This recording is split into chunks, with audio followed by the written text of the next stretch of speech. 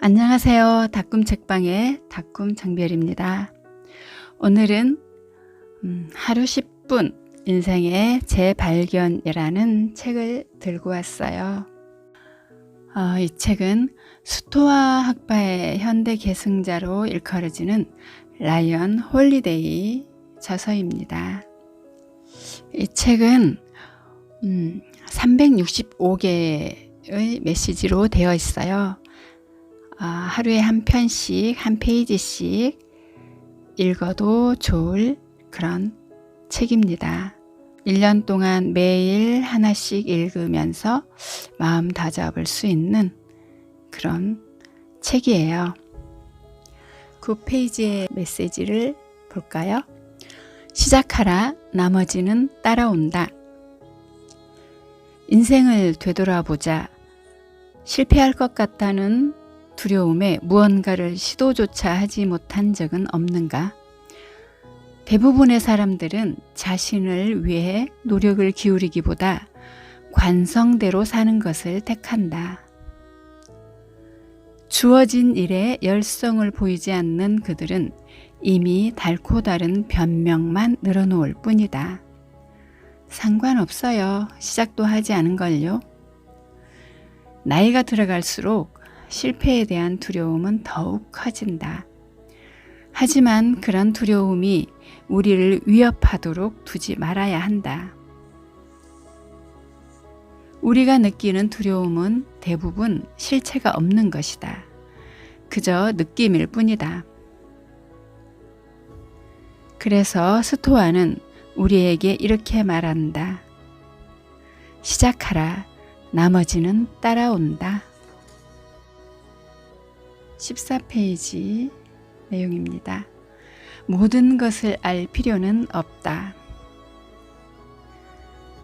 과잉 연결 사회 속에서 살아가는 현대인에게 가장 큰 영향력을 미치는 것은 미디어다.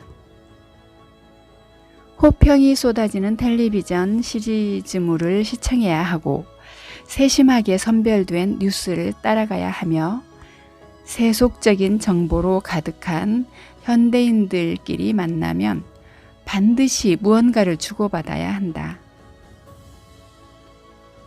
하지만 이런 것들이 실질적으로 필요하다는 증거가 있는가? 권력에 의해 강제된 의무인가? 아니면 파티석상에서 어리석게 보일 것 같은 두려움 때문에 알고 있어야 하는 것인가? 얼마나 많은 시간, 에너지, 그리고 지적 능력을 동원해야 미디어 소비를 극적으로 줄일 수 있을까? 매일 쏟아지는 스캔들, 긴급 속보, 잠재적 위협에 더 이상 흥분하지도 분노하지도 않으려면 얼마나 더 휴식을 취해야 할까? 소유할 수 있는 것은 오직 현재뿐. 우리는 참 많은 것을 기대하면서 살아간다. 이미 지나가 버린 과거에 대해 바라는 것도 많다. 그때 달랐더라면, 더 행운이 따랐다면 하고 바란다. 다가올 미래도 마찬가지이다. 다른 사람에게 어떤 영향을 미칠지는 고려하지 않은 채 기대하는 것이 우리 앞에 정확히 펼쳐지기를 원한다. 그렇게 생각하는 동안 우리는 지금 주어진 현재를 무시하고 살아간다. 이에 대해 만화가 빌 키니가 기억할 만한 말을 했다. 어제는 지나간 과거요. 내일은 다가올 미래이지만 오늘만이 선물이다. 우리가 현재를 선물이라고 부른 이유도 여기에 있다. 현재만이 우리가 소유하고 있는 것이다. 하지만 현재에도 만료일이 있다. 그것도 너무 빨리 다가온다. 그래서 현재를 즐겨야 한다. 이것만이 우리 전 생애를 통해 지속되는 것이다. 내가 선택하는 것이 나다. 영화 파이트 클럽의 대사 중에 이런 것이 있다. 당신은 당신의 직업이 아니야. 은행 계좌에 얼마나 많은 돈을 갖고 있느냐가 당신을 말해주지도 않아. 무슨 차를 몰고 있느냐도 당신을 말해줄 수 없고 지갑에 있는 현금도 당신을 말해주진 않아. 우리의 에픽테토스는 이 영화를 보지 않았다. 하지만 고대 로마 사회도 현대 사회처럼 소비 지향성이 만연했다. 우리가 실제 누구인가 하는 문제에 대해 오늘의 사회가 던져주는 이미지는 혼란스럽기 그지없다. 특히나 미디어는 고의적으로 그 본질을 흐리게 한다. 무엇이 당신의 본질을 드러내는가? 시간이 흘러도 변하지 않는 당신의 본질은 무엇인가? 당신의 아름다움과 매력은 어디에서 비롯되는가? 시간이 흘러도 변하지 않는 당신의 아름다움과 매력의 본질은 무엇인가? 스토아 사상가들이 우리에게 말하는 것이 이것이다. 사물들이 어떻게 나타나는지는 중요하지 않다. 하지만 노력, 활동, 선택의 결과가 어떻게 나타나는지는 주목해야 한다. 298. 품격의 조건. 자기 조건을 탓하는 것만큼 쉬운 일은 없다. 사람들은 곧잘 자신이 작은 체구를 가졌다는 것, 똑똑한 머리를 갖고 있지 못하다는 것, 이러저러한 콤플렉스가 있다는 것, 넉넉지 못한 집안에서 태어났다는 것을 저주하고는 한다. 하지만 과연 어떤 결핍도 없이 이 세상을 사랑하는 사람이 존재하기는 하는가? 내가 무엇을 갖지 못했는가 보다는 내가 무엇을 가지고 있는가에 집중해보자. 우리 모두에게는 진실함을 선택할 능력이 있으며 위험을 갖출 수 있는 능력과 인고의 시간을 견뎌낼 인내력이 있다. 검약, 순수, 친절처럼 노력의 결과로 얻어지는 인간적 자질도 있지 않은가? 어떤 품성, 어떤 자질, 어떤 능력이 인간의 품위를 여실하게 드러낼 수 있는지 생각해보자. 348. 삶은 충분히 길다. 세네카는 어떻게 쓰는 줄만 알면 삶은 충분히 길다라고 말했다. 그런데 우리는 주어진 삶을 낭비하면서 더 긴 삶을 원하기만 한다. 몸에 좋지 않은 음식을 먹으면서 몸이 건강하길 원하고 운동을 하지 않으면서 체력이 좋아지기를 바란다. 텔레비전만 보면서 지식이 늘어나기를 바라며 빡빡한 스케줄의 여행만 다니면서 경험이 풍부해지기를 바란다. 시간이 더 늘어난다면 삶을 낭비하지 않을 자신이 있는가? 지금 이 순간을 낭비하고 있는데 늘어난 수명이 무슨 소용인가? 헛되이 버려진 시간을 보상할 수 있는 방법은 지금 이 순간을 충실하게 사는 것밖에 없다. 감사하는 태도. 오늘 하루 무엇을 감사할 수 있는지 생각해보자.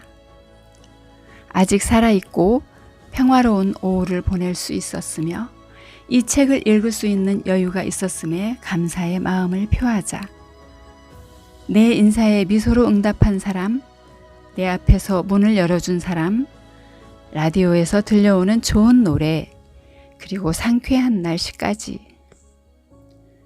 감사는 타인을 위한 것이기도 하지만 결국엔 나를 위한 것이다.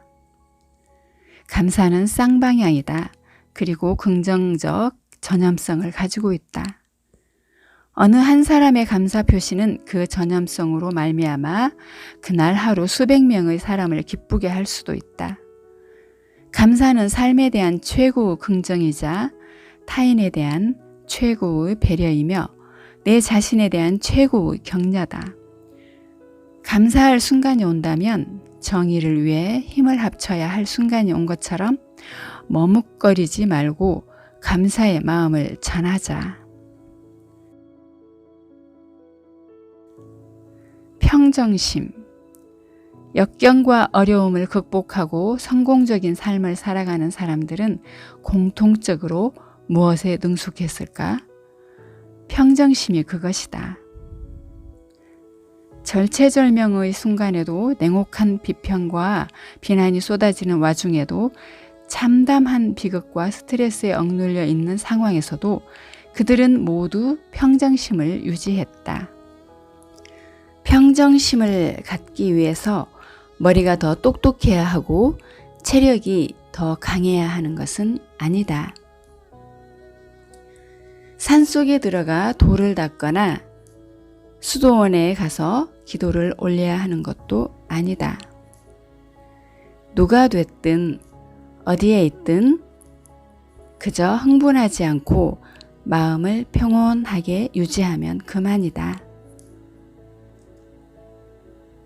그런데 그것이야말로 세상에서 가장 어려운 일이다. 평정심을 갖는다는 것은 인생에는 그 어떤 일이라도 생길 수 있다는 사실을 받아들이는 것이다. 그리고 그 어떤 사건에도 불구하고 애초에 내가 뜻했던 일을 계속해 나가겠다는 것이다. 평정심은 그 어떤 타인도 그 어떤 외부 사건도 깨트릴 수 없는 자신만의 성이다.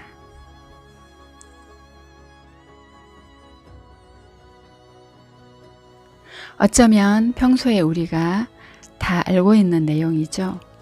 스토아 철학이라고 해서 어려운 말로 돼 있거나 읽기 힘들거나 하지는 않지요. 우리가 익히 평소에 잘 알고 있는 내용이지만 어떻게 실천하느냐가 중요하겠죠. 철학은 실행력이라고 합니다. 실행하고 실천하고 행동하는 것이라고 합니다. 아는 것에만 멈추어 있으면 모르는 것과 다를 게 없지요. 아는 것에 멈추지 말고 실행에 옮길 수 있도록 이 책을 보면서 사색의 힘을 길러봅니다. 끝까지 들어주셔서 감사합니다. 오늘 또 행복한 하루 되세요. 감사합니다.